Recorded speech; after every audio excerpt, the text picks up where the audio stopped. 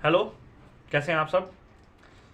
मैं आपका भाई प्रदीप राजपूत फिर से स्वागत करता हूं आपका यूट्यूब चैनल PRGS क्लासेस पे। और क्या चल रही है आप सबकी तैयारी। उम्मीद करता हूं सब बढ़िया होंगे और अपनी अपनी तैयारी में लगे होंगे। और जैसे हम सब जानते हैं कि हमारी जो फंडामेंटल राइट्स की जो हमारी जो मौलिक अधिकारों की जो सीरीज चल रही है, उसमें जो हमारे टॉपिक्स बचे थे, जो आर्टिकल्स बचे थे, हमारे नेक्स्ट आर्टिकल जो थे, जो आर्टिकल हमारे 23 से लेके 32 तक जो बचे हुए हैं, उनके बारे में आज चर्चा करेंगे। इस वीडियो में हम 32 को नहीं लेंगे, 29 और 30 तक हम इस वीडियो में आर्टिकल्स के बारे में चर्चा करेंगे। आप सब जानते हो कि क्योंकि 31 जो किसी भी वीडियो में नहीं आने का, क्योंकि 31 जो आर्टिकल था हमारा, वो संपत्ति का अधिकार था, जो कि वर्तमान में उसमें से निकाल दिया गया है। हमारे जो हमारा संविधान है उसमें से निकाल दिया गया है। संपत्ति के अधिकार को हमारे 44वें संविधान संशोधन द्वारा क्या कर दिया गया था, समाप्त कर दिया गया था।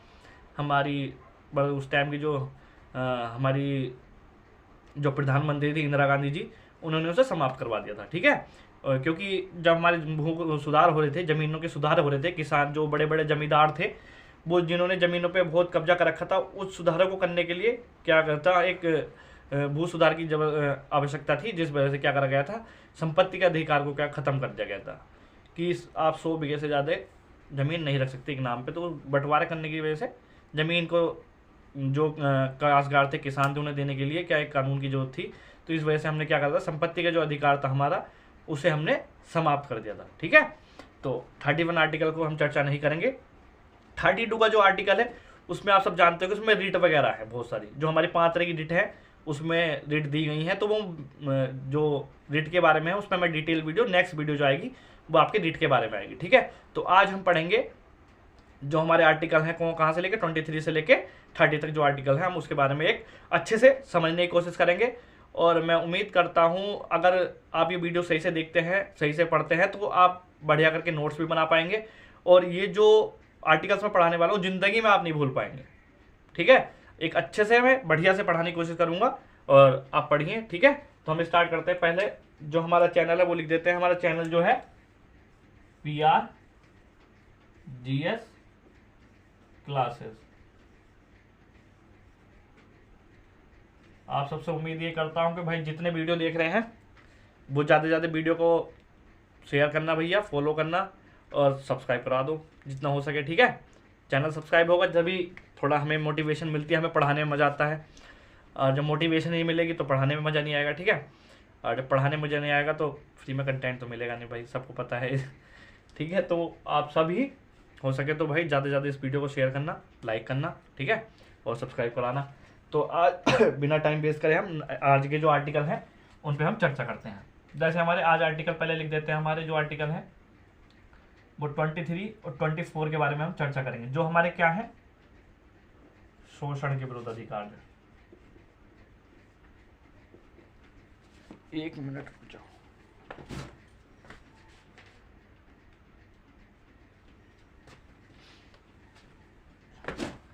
क्या हमारे शोषण के विरुद्ध अधिकार, ये जो है, ये जो आर्टिकल 23 और 24 है ना, ये जो हमारे देश में जो शोषण होता था उसे समाप्त करने के लिए ही आर्टिकल बनाए गए थे, हमारे संविधान में रखे गए थे। हमारे जो महान संविधान निर्माता थे BR अम्बेडकर जी, जिन्होंने हमारे संविधान की संरचना रूपरेखा तैयार की थी, तो उन्होंने कई तरह के शोषण का सामना करा था। उस शोषण के सामने को समाप्त करने के लिए ही उन्होंने आर्टिकल 23 और 24 को हमारे संविधान में जोड़ा था। अब हम देखते हैं आर्टिकल 23 और 24 में क्या दिया गया है। आर्टिकल 23 में दिया गया हमारा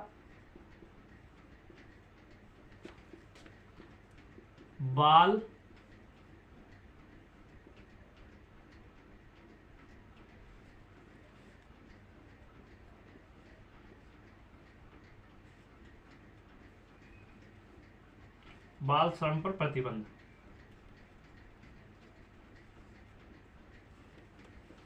एक मिनट, बाल श्रम पर प्रतिबंध। अगर भाई कुछ लिखने में मिस्टेक हो जाए तो सॉरी। ठीक है, तो बाल श्रम पर प्रतिषेध, हमारा जो आर्टिकल जो हमारा 23 है वो क्या कहता है, बाल श्रम पर प्रतिषेध मतलब प्रतिबंध, कि ये आर्टिकल जो बाल मजदूरी होती थी, बच्चों के से कम उम्र में बहुत कार्य कराए जाते थे, ऐसे कार्य कठोर कार्य कराए जाते थे, तो वो बाल श्रम माना जाता था। तो उसे रोकने के लिए और ताकि उनका जो है विकास हो सके, बच्चों को अगर कम उम्र में काम करेंगे तो उनका ना तो मस्तिष्क का विकास होगा, ना ही उनका शारीरिक विकास होगा। कम उम्र में अगर काम का ज़्यादा बोझ पड़ जाएगा तो बच्चे का विकास सही से नहीं हो पाता। उस चीज़ को रोकने के लिए ही क्या किया गया था, बाल श्रम को रोकने के लिए आर्टिकल 23 बनाया गया था। कई बार ऐसा होता था कि बच्चों से बहुत कह सकते हैं अमानवीय कार्य कराए जाते थे। उन सबको रोकने के लिए ही क्या करा जाता है, ये आर्टिकल बनाया गया हमारा बाल श्रम के पर प्रतिबंध। ठीक है, तो हमारा इसमें ये बताया गया है। दूसरा आर्टिकल 24 आता है हमारा। आर्टिकल 24 क्या कहता है, बच्चों से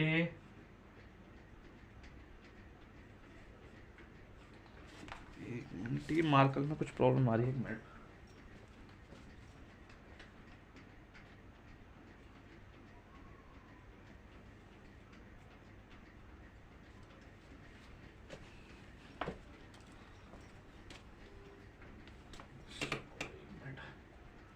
श्रम ऐसे लिख देते हैं। ठीक है, बच्चों से कारखानों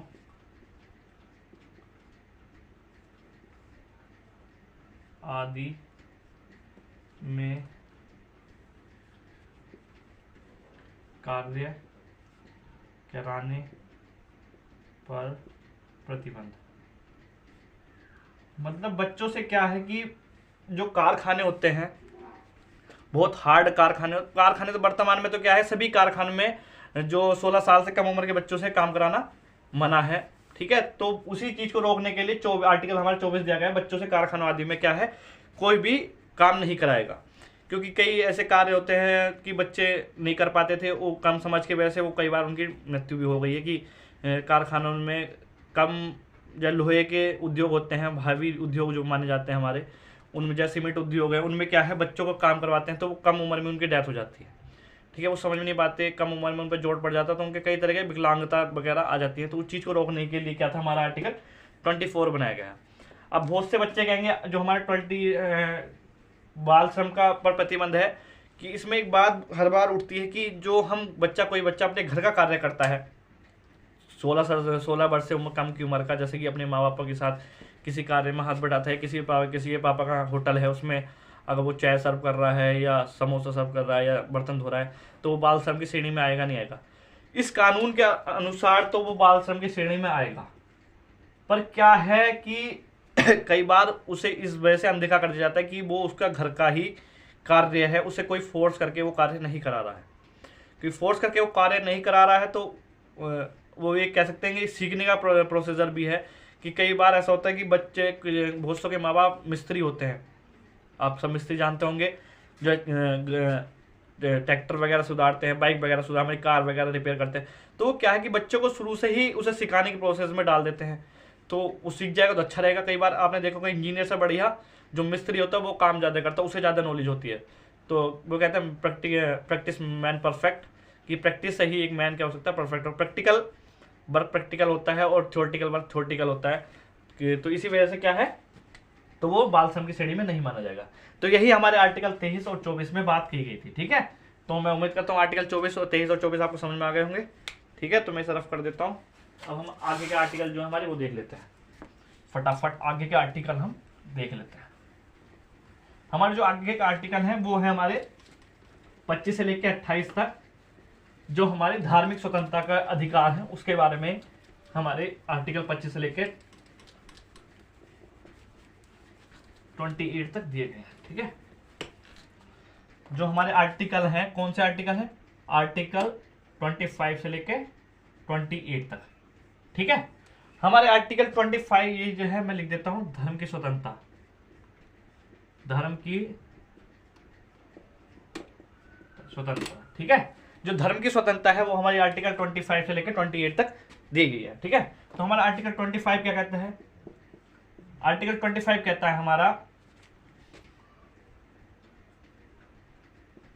किसी भी धर्म को मानने, प्रचार करने, आचरण करने की स्वतंत्रता। मैं पहले सारे आर्टिकल लिख देता हूं, आप सब आर्टिकल लिख लेना, ठीक है। आर्टिकल 26 है हमारा,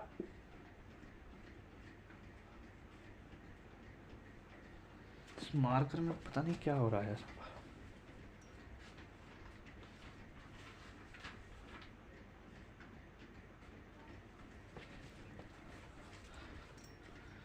हमारा आर्टिकल 26 कहता है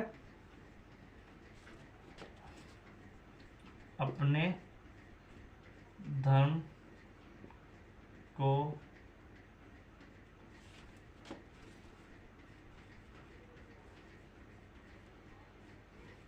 नहीं, ऐसा नहीं लिखते थे, इसे ऐसा लिखते हैं, धार्मिक कार्यों को, धार्मिक कार्यों की, धार्मिक कार्यों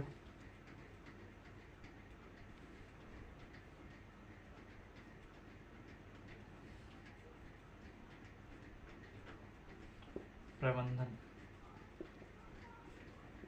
करने की स्वतंत्रता, ठीक है। और जी आर्टिकल 27 क्या कहता है हमारा, 27 कहता है धार्मिक कार्यों में कर से स्वतंत्रता। आर्टिकल 28 कहता है धार्मिक स्थानों में उपस्थित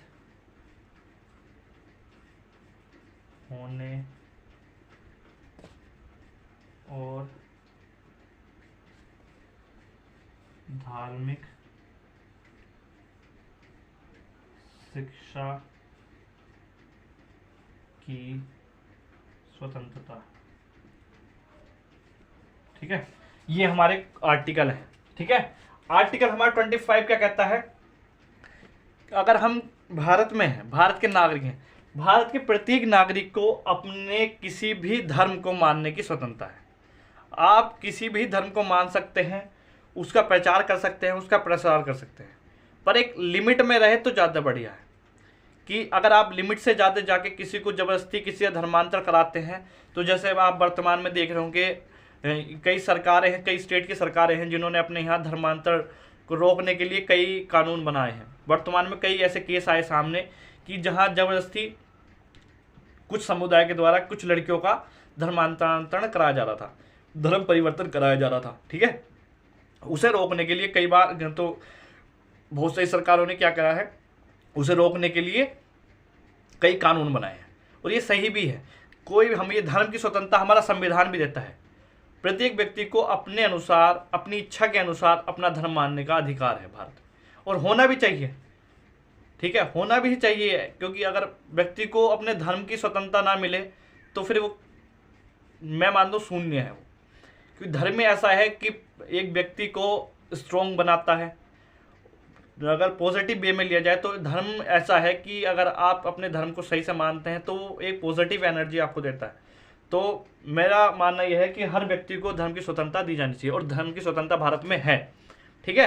तो इस पर कई बार रोक लगी है, तो उस रोक को ही हट जाना चाहिए। तो जो हमारा ये तो आर्टिकल 25 है, वो क्या कहता है हमारा, किसी भी व्यक्ति को अपने धर्म को मानने की, उसका प्रचार करने की, उसका आचरण करने की जो है भारत में स्वतंत्रता है, ठीक है। तो ये हमारा आर्टिकल 25 कहता है। आर्टिकल हमारा 26 क्या कहता है, धार्मिक कार्यों को प्रबंधन करने की स्वतंत्रता। जैसे हम कई सब आदमियों को हर धर्म के कुछ कार्य हैं, धार्मिक कार्य हैं, जैसे कि हिंदू धर्म में है जन्माष्टमी का पर्व आता है, ठीक है, उसके कई जुलूस निकाले जाते हैं, होली दिवाली रही। ऐसे ही जैसे मोमडन समुदाय में ईद है, मुहर्रम है, ठीक है। ऐसी जैसे कि आप कह सकते हैं ईसाई धर्म में कई उनका जो क्रिसमस है। तो ये सब कार्य हैं, तो उस कार्य को प्रबंधन करने की जो स्वतंत्रता है प्रत्येक धर्म को दी गई है कि आप शांतिपूर्वक देश की गरिमा का ध्यान रखते हुए अपने त्यौहार को मना सकते हैं, और दूसरे धर्म की भी अपमान नहीं करना चाहिए। दूसरे धर्म, आप अगर आप किसी कार्य करते हैं, धार्मिक कार्य करते हैं, आप अपने धार्मिक कार्यों का प्रचार करते हैं, तो हमें ऐसा नहीं करना चाहिए कि दूसरे धर्म का अपमान हो। हमें अपनी लिमिट में रह के ही अपने धार्मिक कार्यों करना चाहिए।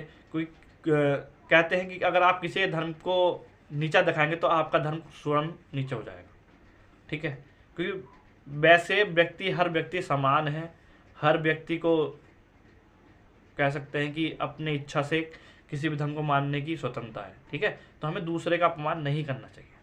तो हमारे ये धार्मिक कार्य को प्रबंधन करने की स्वतंत्रता हमारी किस में दी गई है? हमारे आर्टिकल 26 में दी गई है, ठीक है। आर्टिकल हमारे 27 क्या कहता है? बहुत अच्छा आर्टिकल 27, भारत में आपने जितने भी मौलवी हों, संत हों, ठीक है, या कोई से भी जो धर्म गुरु माने जाते हैं वे हों, उन्हें आपने सुना होगा कि उन्हें कर नहीं देना पड़ता, उनकी संपत्ति पे या किसी चीज़ पे उन्हें कर नहीं देता पड़ना पड़ता। चाहे मस्जिद हो या मंदिर हो, कभी ये इनसे कर नहीं वसूला जाता इनके कार्यों के लिए। तो उस चीज़ से धार्मिक कार्यों में क्या करा गया? सरकार ने करों की छूट दी गई है। ये हमारे आर्टिकल 26 में दिया गया, धार्मिक कार्यों के करों से स्वतंत्रता है, ठीक है। अब आर्टिकल नंबर 28 क्या कहता है? कुछ जो धार्मिक कैसे स्थान है, धार्मिक संस्थान है, उनमें क्या है? धार्मिक शिक्षा देने का अधिकार हमारा आर्टिकल 28 देता है। धार्मिक आधार पर हम शिक्षा दे सकते हैं। आपने देखा मदरसे चलते हैं, वहाँ आपने उसको अपने धर्म को जानने की धार्मिक शिक्षा दी जाती है, ठीक है। जैसे हिंदू धर्म में भी हमारे जैसे गुरुकुल वगैरह का नाम सुना होगा आपने, तो वो चलते हैं, तो वहाँ धार्मिक अपने धर्म से जुड़ी हुई शिक्षा भी दी जाती है। तो देने का अधिकार हमारा 28 में दिया गया है, ठीक है। तो ये हमारा आर्टिकल 28 करता है। तो ये हमारे आर्टिकल धर्म से स्वतंत्रता से संबंधित आर्टिकल थे 25, 26, 27 और 28, ठीक है भाइयों। आगे समझ में नहीं आए? आगे होंगे, ठीक है। तो अब नेक्स्ट देखते हैं। अब हमारे सिर्फ 2 आर्टिकल बचते हैं, आर्टिकल 29 और 30। बहुत ही छोटे आर्टिकल हैं, बहुत आसान आर्टिकल है वे तो, ठीक है। और वे अल्पसंख्यकों के लिए दिए गए हैं भारत में। आपने देखा होगा इतनी देर से अल्पसंख्यकों के लिए कुछ नहीं आया था, वो अब आता है। हमारा जो आर्टिकल पढ़ते हैं, आर्टिकल 29 और 30, तो मैं लिख देता हूं पहले। आर्टिकल 29 जो है हमारा क्या कहता है?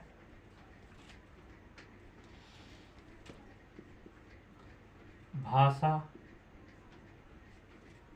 लिपि, संस्कृति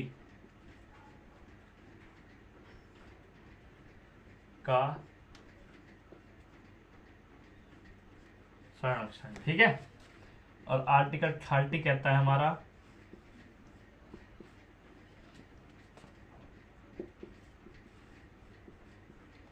सांस्कृतिक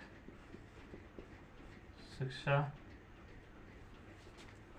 एक मिनट, इसमें ऐसे नहीं लिखते, इसे लिखते हैं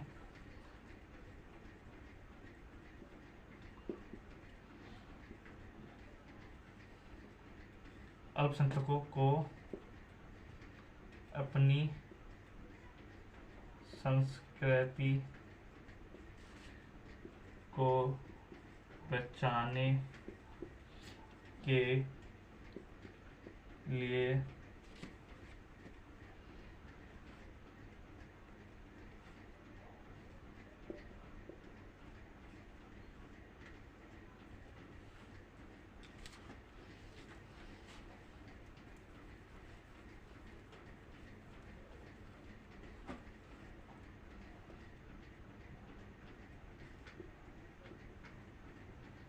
सांस्कृतिक शिक्षा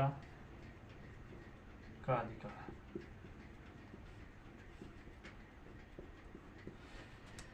इसमें भी आप यहां लिख लेंगे अल्पसंख्यक।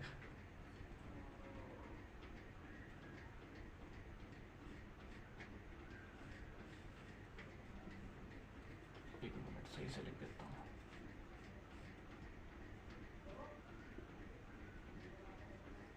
अल्पसंख्यक, ठीक है। तो हमारा आर्टिकल 29 क्या कहता है कि जो हमारे अल्पसंख्यक वर्ग हैं, अल्पसंख्यक वर्ग जानते हैं आप कौन होते हैं? जिनकी आबादी भारत में न्यूनतम है। आप समझ सकते हैं कि जिनकी आबादी बहुत ही कम है, ठीक है, बहुत सारे समुदाय ऐसे हैं, बहुत सारे कबीला ऐसे हैं, बहुत सारी जनजातियाँ ऐसी हैं जो भारत में जिनकी संख्या बहुत कम है और आज वो कह सकते हैं कि विनाश के कगार पे हैं, ख़त्म होने के कगार पे हैं। उनकी संस्कृति, उनकी भाषा, उनकी जो लिपि है वो समाप्त होने पे है। ठीक है, उसके कई कारण हैं, कुछ मानवीय कारण भी हैं, कुछ प्राकृतिक कारण भी हैं। ठीक है, तो हम उस चीज़ को नहीं जानेंगे, पर इसमें हम जो पढ़ने वाले हैं वो देखते हैं। तो उस चीज़ को संरक्षित करने के लिए, उस चीज़ को बचाने के लिए भारत में हमारे जो भारत का संविधान है, जो एक ग्लोबल संविधान कह सकते हैं, इसमें प्रत्येक व्यक्ति को उसके अधिकार दिए गए हैं, उसे संरक्षण दिया गया है।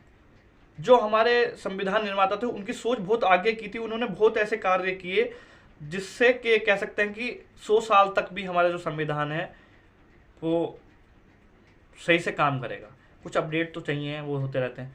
तो संविधान की जो बनाने का जो कार्य था बहुत कह सकते हैं बहुत अच्छे तरीके से करा गया था। तो प्रत्येक व्यक्ति को उसमें क्या गया, उसका अधिकार दिया गया। ऐसी अल्पसंख्यकों के लिए इसमें दिया गया है। तो आर्टिकल हमारे उसी जो अल्पसंख्यक हैं उनकी भाषा को, लिपि को, संस्कृति को संरक्षण करने का अधिकार वो देता है कि जो अल्पसंख्यक वर्ग हैं वो अपने आर्टिकल 29 का यूज़ करके, अगर उनका आर्टिकल हनन हो रहा है कि उनकी सांस्कृतिक लिपि भाषा का हनन हो रहा है, तो उस चीज़ को रोक सकते हैं। ठीक है, उस चीज़ को अपना बढ़ावा दे सकते हैं। वो आर्टिकल हमारा कौन सा कहता है, आर्टिकल हमारा 29 में ये बात की गई है। ठीक है, और आर्टिकल 30 में क्या गया है, उस चीज़ को बढ़ाने के लिए वे लोग क्या कर सकते हैं, उनके यहाँ जो शिक्षा दी जा रही है, चाहे वो गवर्नमेंट स्तर पे भी दी जा रही हो।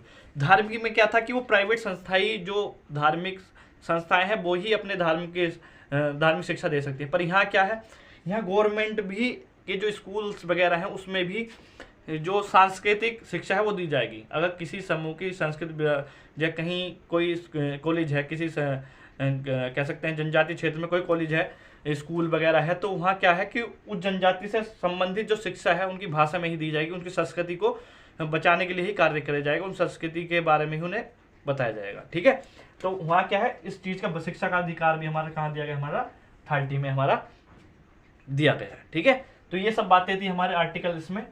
मैं उम्मीद करता हूँ आपको सबको समझ में आई होगी, और ना आई हो तो भैया कमेंट करके बता दियो, अगर आ गई हो तो बता दियो, बताना जरूर है। ठीक है, और मिलते हैं नेक्स्ट वीडियो में। जय हिंद, जय भारत।